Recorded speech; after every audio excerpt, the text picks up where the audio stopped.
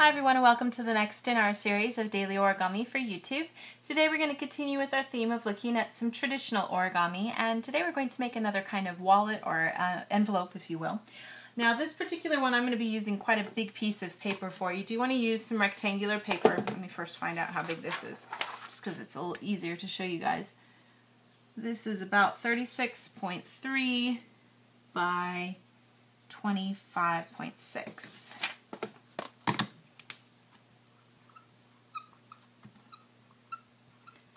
And I'll let you guys know the dimensions when we're done, so if you're trying to make something you can kind of know those ratios so that you can get things the right size.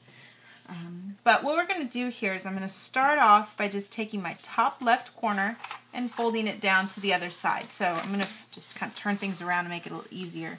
We're just making a big triangle, getting things lined up there at the point nice and straight. So you get something like this. Then I'm going to take that top right point and fold it down to the left side.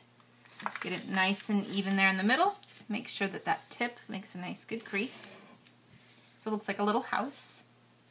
Then take the bottom part and fold it straight up to this creased edge. And you don't want it to necessarily be super close.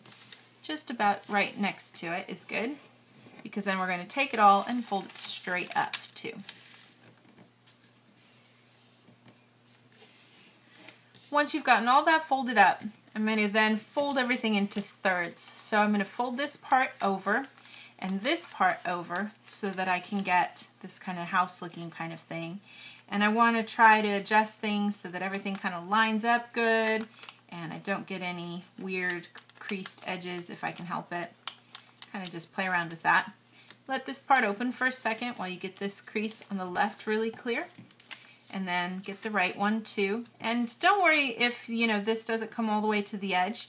Try more to focus on keeping sort of a nice line going through everything in the center. We can get that kind of marked off a little bit.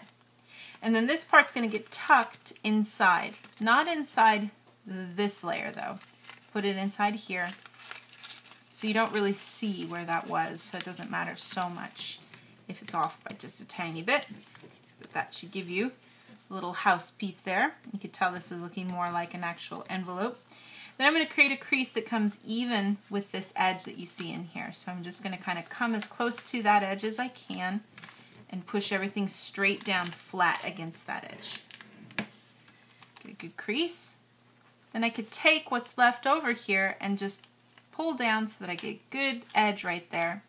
And then I can use that sort of like the clasp for everything by just sticking it inside that spot that's on the edge. And that sort of seals off your envelope. And that kind of gives you the finished piece. Now you can see it's a lot smaller than what my massive piece of paper was. But the nice thing about this is if you open it up, of course, you've got lots of different areas where you can keep things. You can put bills, for example, in here. In this little pocket, back in here too. There's some spots inside here that you can use to put things. There's some layers back here where you can put stuff. You can also have things up on top if you wanted to. You can have some things hiding in here. So many different little places and nooks and crannies where you can hide things. You can keep stuff separated if you're trying to sort receipts, those kinds of things. So many different purposes for it. But it does certainly become much more compact than the actual paper size was in the beginning. This is only 9 by 5.5 when you're done.